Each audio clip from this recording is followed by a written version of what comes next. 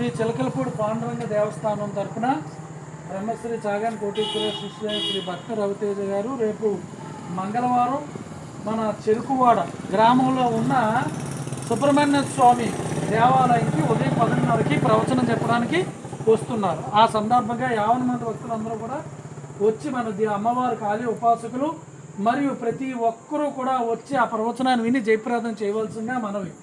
అసలు సృష్టిలో ప్రతి కార్యక్రమానికి అమ్మ అనుగ్రహం ఉంటేనే ఏదైనా శుభం అవుతుంది.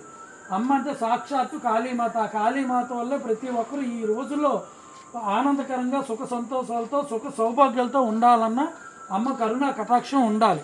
అమ్మ వైభవం ఏంటి, అమ్మ శక్తి ఏంటి, అమ్మ మాతృత్వం గమనించిన గొప్పదనం ఈ ప్రపంచంలో ఏదీ లేదు.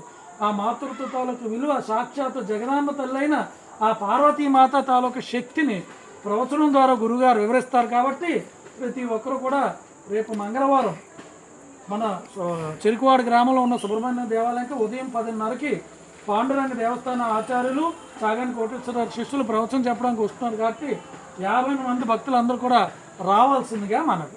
జై పాండురంగ, ఓం నమః శివాయ, జై కాళీమాత, నమో నమః.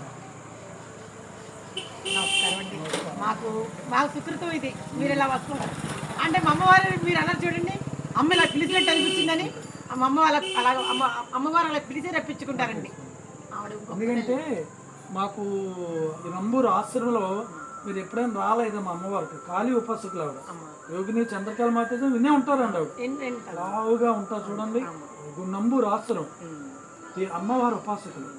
ఆ అమ్మ శక్తితో ఎన్నో గ్రామాలు డెవలప్ చేసింది. ఆవిడ్ని వరాయించాలంటే ఆవిడ శక్తి లేకపోతే మనం ఉండగలమా? ఇప్పుడు ఆవిడని నేను పెట్టాను అంటే ఆవిడ పెట్టమంటే పెట్టాను. నేను చూడపో ఆవిడ ఆజ్ఞ.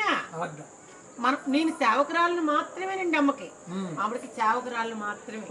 ఒకసారి అక్కడ పెట్టొద్దాం, అది అయ్యాక ఏదైనా మంచి రోజు అప్పుడు అక్కడ పెట్టుకుందాం. ఖచ్చితంగా సన్నిధిలో పెట్టుకుందాం. ఖచ్చితంగా మీ నెంబర్ మాకు ఇస్తాను. అమ్మ విలువని మనం చెప్పాలి అందరికీ. అంటే అమ్మ అనుగ్రహం ఉంటేనే ఏదైనా సాధ్యం అవుతుంది. అంతే కదండి. ఎందుకంటే అందరూ బ్రహ్మాండం లోపల ఉంటారు, అమ్మ బ్రహ్మాండం పైన ఉంటుంది.